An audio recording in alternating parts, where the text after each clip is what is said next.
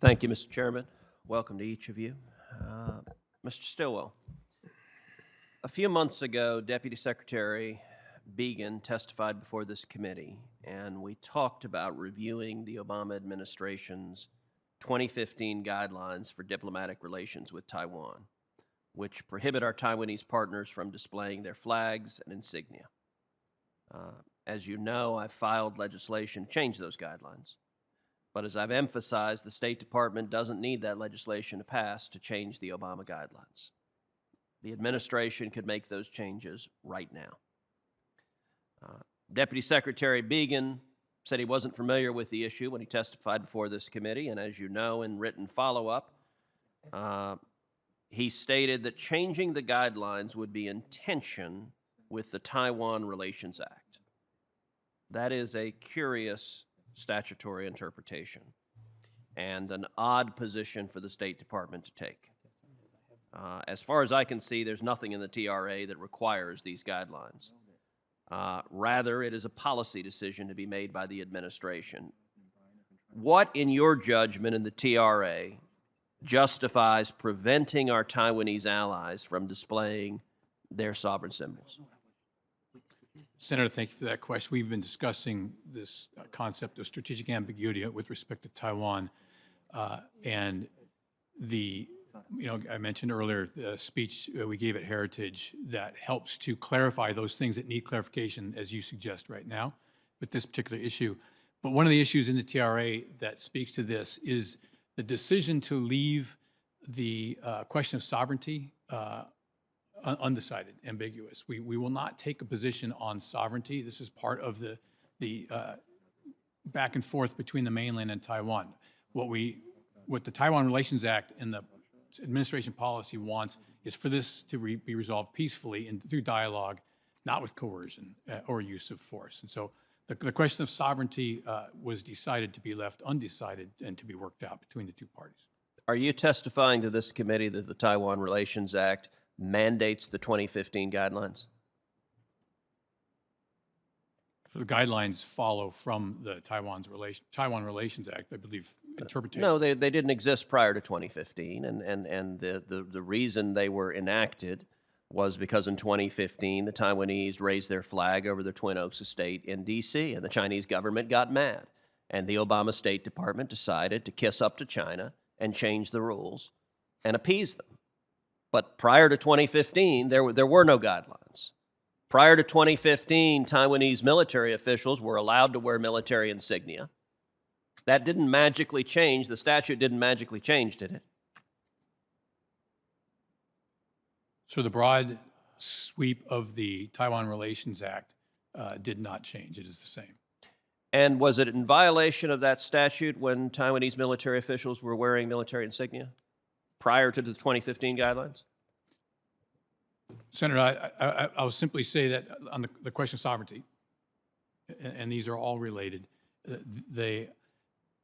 leaving that decision between those two, it is best in the interpretation is leave that decision undecided. But let me just note that this administration has gone very far in reversing all of those decisions that have been made in the past to clarify, to support. You saw the Secretary of Health and Human Services attended.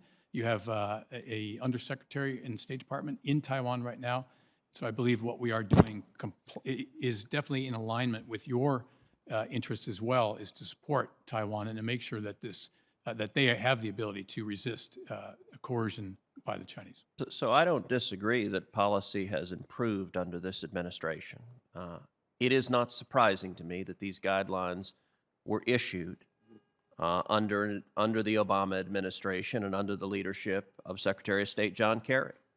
Their policy position was far weaker and entailed far more appeasement to the Chinese communists than the Trump administration's had.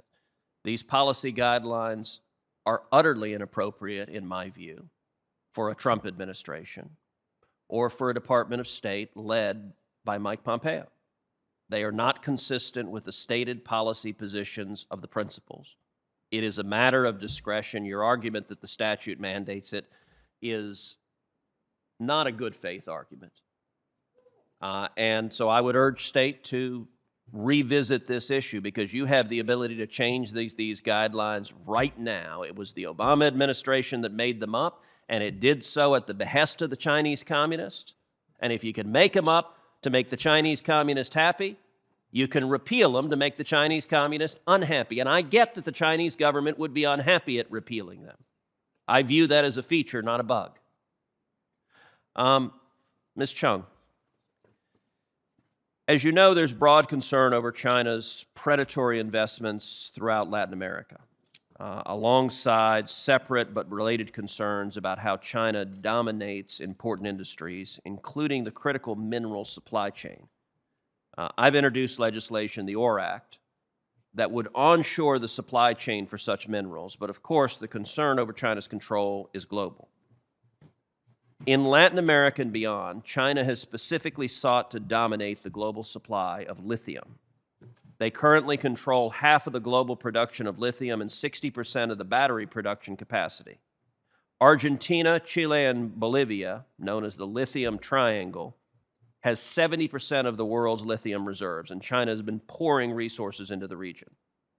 What steps are we taking to help these countries protect their natural resources and to ensure that they don't fall victim to Chinese predatory practices? Thank you for the question, Senator.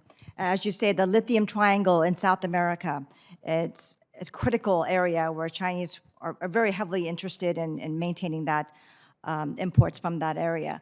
We are talking to these various governments about proper measures, again, due processes, screening measures, CFIUS-like investment screening measures before signing deals with China or any other country. I think these are steps that, through technical delegations, we are having active discussions with. In addition to that, we have a critical minerals working group with Canada, and both of us are very keenly aware of the sensitivities of supply chains and working more with the industries themselves. So we're building upon these discussions with Canada and all our neighbors in the Western Hemisphere, but this is a critical of interest to us.